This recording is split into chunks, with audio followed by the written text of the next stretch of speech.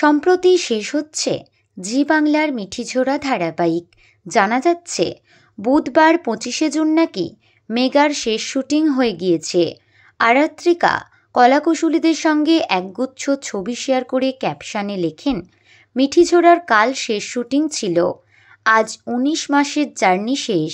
আসলে প্রায় 2 বছর ধরে 14 ঘন্টা চরিত্রে থাকতে থাকতে আমরা ভুলেই যাই সেগুলো চরিত্র, বাস্তবে নেই, আর আমরা নিমিত্ত মাত্র।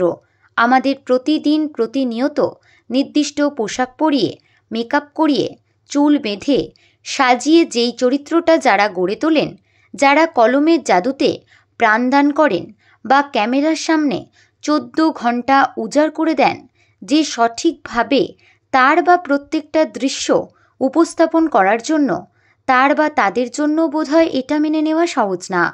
আরাত্রিকা আরও লেখেন, শুধু এটুকুই বলবো, মিঠিঝোড়া আমায় কী দিয়েছে তা বোধহয় ভাষায় প্রকাশ করা যায় না।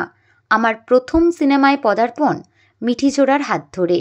রইল বাকি সম্পর্ক মিঠিঝোড়ার বাইরে, বাস্তবে পূজা দিদি, স্বপ্নীলা, সুমনদা, রাজুদি, মৈনাকদা, দেবাদ্রিতাদি, দেবপর্ণাদি, নমিতাদি আমার সবচেয়ে প্রিয় মানুষ। সপ্তর্ষি, পৌষ্মিতাদি, এরা থেকে যাবে সারা জীবন।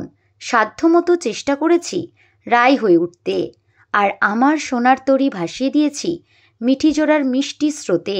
আমার ওপর যারা ভরসা রেখেছে, ধন্যবাদ তাদের। ধন্যবাদ জি বাংলা।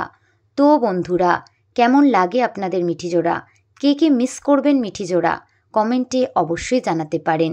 বিনোদন জগতের এরকমই নতুন আপডেট পেতে আমাদের চ্যানেল টলিটাউনকে সাবস্ক্রাইব করে পাশে থাকা বেল আইকনে ক্লিক করতে ভুলবেন না।